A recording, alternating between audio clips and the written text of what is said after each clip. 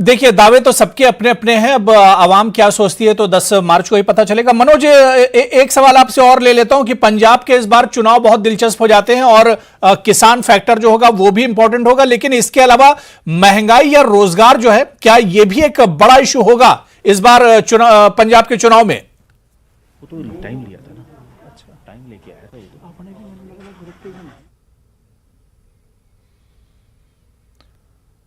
लग रहा है मेरी आवाज मनोज तक नहीं जा पा रही। मैं प्रिंस खुल्लर जी, जो सवाल मैंने अभी मनोज से पूछा था यही सवाल कि जो मुद्दे हैं पंजाब के उनमें किसान फैक्टर तो एक अहम है, लेकिन क्या रोजगार और इसके अलावा जो महंगाई है ये भी बड़े मुद्दे हैं इस बार बिहार के माफ कीजिएगा पंजाब के चुनाव में? देखिए, ऐसा है कि जो बेरोजगारी में पहले भी कैप्टन साहब ने बहुत काम किया। हमने मेगा रोजगार मेला लगाए, नौकरियां दी, 1 लाख सरकारी नौकरी का प्रावधान कैप्टन साहब ने किया, लेकिन इनकी कुर्सी की लड़ाई में वो सारी रह गई, क्योंकि ये लड़ पड़े कुर्सी की लड़ाई में, लड़ते रहे 111 दिन, लोगों का कुछ नहीं सोचा। तो ऑब्वियसली ये जो बेरोजगारी का मुद्दा अहम है। मैं खुल्लर जी रोकना चाहूंगा, प्रकाश सिंह बादल इस वक्त मीडिया से बात कर रहे हैं, सीधे चलते हैं हम, सुनवाते हैं आपको। बादल साहब एक साथ वोट डालने के लिए तो प्रकाश सिंह बादल जो वोट करने के बाद मीडिया से बात कर रहे थे, लेकिन जब तक वो निकल गए, मैं खुल्लर जी आपके पास ही आना चाहूंगा। खुल्लर जी, क्योंकि ये सवाल मेरा इस वजह से है क्योंकि पिछले 5 सालों में तकरीबन 4.5 साल या 4 साल कैप्टन अमरिंदर सिंह ही पंजाब की कुर्सी पर थे, तो ऐसे में रोजगार या महंगाई का अगर इशू होगा तो ये उनके खाते में भी जाता है। ये है कि हमने तो कभी भी किसी भी प्लेटफॉर्म पे ये नहीं कहा कि हम उसके जिम्मेदार नहीं है। मैं तो वही कह रहा हूं जी, अगर कैप्टन अमरिंदर सिंह ने टीचर्स की भर्ती की, कैप्टन अमरिंदर सिंह ने की, अगर 16 लाख रोजगार मेगा रोजगार मेलों के जरिए मिला, कैप्टन अमरिंदर सिंह की टेन्योर में हुआ, 1 लाख सरकारी नौकरी की नोटिफिकेशन उनका प्रोसेस चला, कैप्टन अमरिंदर सिंह के टेन्योर में चला। अगर डी एडिक्शनों में 6.5 लाख ड्यूरिंग कोविड के हमने पेशेंट ट्रीट किया नशे से, कैप्टन अमरिंदर सिंह के टेन्योर में हुआ। बेअदबियों के मसले हल हुए, कैप्टन अमरिंदर सिंह के हुए। ड्रग्स इशू पे 65,000 बंदा अंदर किया, कैप्टन अमरिंदर सिंह ने किया। अगर 2018 वाला पर्चा किया माइनिंग पे, एडीजीपी रैंक का ऑफिसर बिठाया, कैप्टन अमरिंदर सिंह ने बिठाया।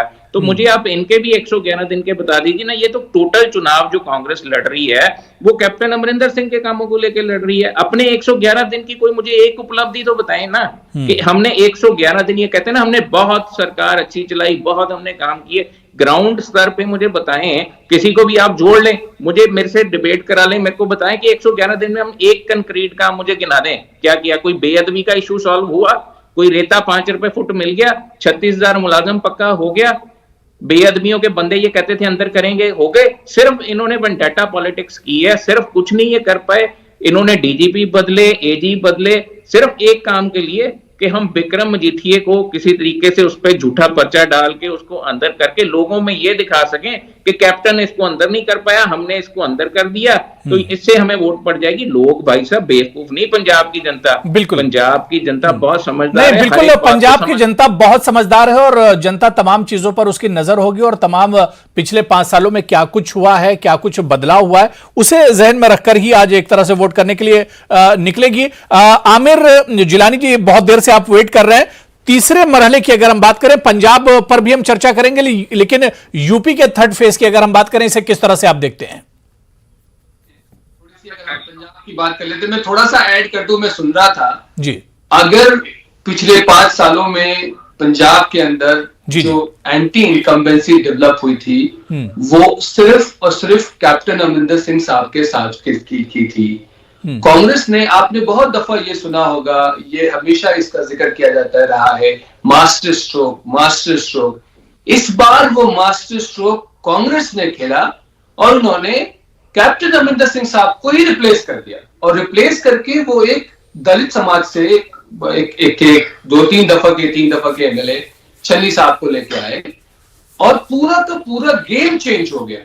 आप इस बात को समझिए, एक अभी उनके कैप्टन अमरिंदर साहब के तर्जुमान उनकी तरफदारी में बहुत सारी चीजें, बहुत लंबे कसीदे पढ़ रहे थे, लेकिन पूरा पंजाब नाराज था कैप्टन अमरिंदर साहब से सिद्धू साहब भी आए बीच में, उन्होंने भी थोड़ा उनको ऐड करा, वैल्यू ऐड करी, लेकिन जो मास्टर स्ट्रोक था वो राहुल गांधी ने खेला और इनको बदल दिया। नतीजा आप 10 मार्च को देखेंगे। कांग्रेस जो अभी तक की खबर है, जिस तरह से लोग बूथ पे आए हैं और जो रुझान पता चल रहा है अभी 12 बजे तक का, 75 से 80 सीट कांग्रेस लेने जा रही है। मैं और आप यही मौजूद रहेंगे 10 मार्च को। ये वीडियो सेव कर लीजिए, ये सही ग्राउंड रिपोर्टिंग है। बाकी वो उनको इलेक्शन में लड़ना है तो वो 5 बजे तक 6 बजे तक बिल्कुल। अपनी सारी ये बातें देखिए करते तस्वीर रहेंगे। तो 10 मार्च को ही आमिर साहब बिल्कुल साफ होगी, दूध का दूध और पानी का पानी होगा, दावे सबके हैं। और आप 10 मार्च को हमारे साथ रहेंगे तो उस दिन देखते हैं कि पंजाब की आवाम ने किस पर ज्यादा भरोसा किया और किसके हक में फैसला किया है पंजाब के आवाम ने। मैं हसीब जामई जी, पंजाब की अगर सियासत की बात करें तो यहां पर इस बार चुनाव बहुत दिलचस्प है। ठीक है, लग रहा है हसीब जी, ठीक है हसीब जामई जी, पंजाब की हम बात कर रहे थे तो पंजाब के चुनाव तो बहुत दिलचस्प हैं, लेकिन सबकी नजर यूपी के तीसरे मरहले पर लगी हुई है। और इस बार कहा जा रहा है कि समाजवादी पार्टी का जो गठबंधन है, जो अलायंस है, जो इत्तेहाद है, उसका सीधा सीधा मुकाबला है। दो तरफा मुकाबला इस बार बताया जा रहा है, बीजेपी वर्सेस इत्तेहाद।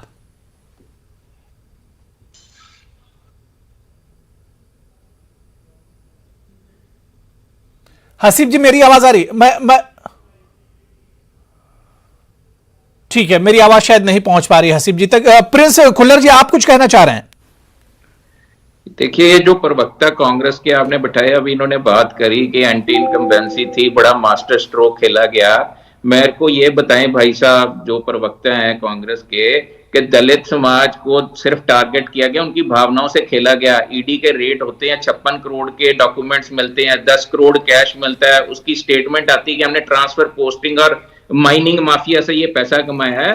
तो ये क्या बात कर रहे हैं? दलित समाज तो आज अपने आप को ठगा हुआ महसूस कर रहा है। जिसकी चीफ मिनिस्टर की 180 करोड़ की जायदाद उसने शो करी है, वो दलित है, वो गरीब मुख्यमंत्री है। क्या आप बात करते हो? लोग सब समझते हैं, कम से कम चमचागिरी आप करो कांग्रेस की, लेकिन इतनी नहीं करनी चाहिए कि लोग, आप समझते हो कि पंजाब के लोग बेवकूफ हैं। क्या हुआ उस पर जवाब देना, कहां से आया पैसा? सारी एआईसीसी सारे दिल्ली से आके उसके हक में डिफेंड करने लगे उसके साली के बेटे को कि जी वो गलत रेड हो गया, जी गलत हो गया। क्यों डिफेंड करने की जरूरत पड़ी?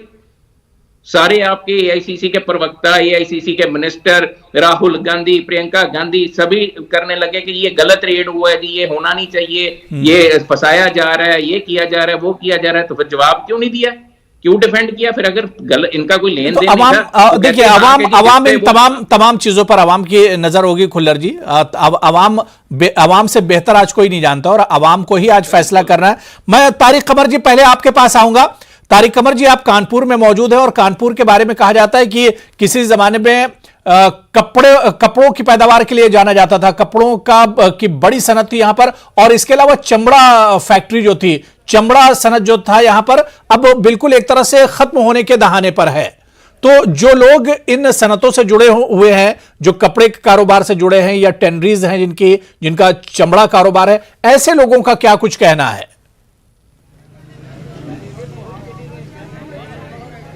बहुत अहम सवाल आपने कर लिया हुरैरा। और देखिए, मैं बता दूं आपको कि सुबह से मैं मुख्तलिफ मौज़ूआत पर बात कर रहा हूं यहाँ के आम लोगों से। ये कोई सियासी लीडर नहीं है, बल्कि आम लोग हैं जिन्होंने अपने नज़रियात पेश किए हैं और उस नज़रियात की रोशनी में वो अपने आइनी और जमहूरी हक़ का इस्तेमाल कर रहे हैं। इस वक्त भी देखिए मेरे साथ कुछ लोग हैं, मैं उनसे पूछूंगा कि कानपुर एक बड़ी इंडस्ट्री था, चाहे कपड़े की बात करें, जूतों की बात करें, लेदर की बात करें, इस वक्त क्या हालत है? क्या वाकई हुकूमत ने तरक्की की है? हुकूमत ने तरक्की तो शायद अभी नहीं की है। ये 2022 10 मार्च को साबित हो जाएगा कि अखिलेश आएंगे और विकास कराएंगे। और कानपुर की धरती पर न्यूज़ 18 के माध्यम से हम डॉक्टर तारिक कमर साहब का खैर मकदम करना चाहते हैं।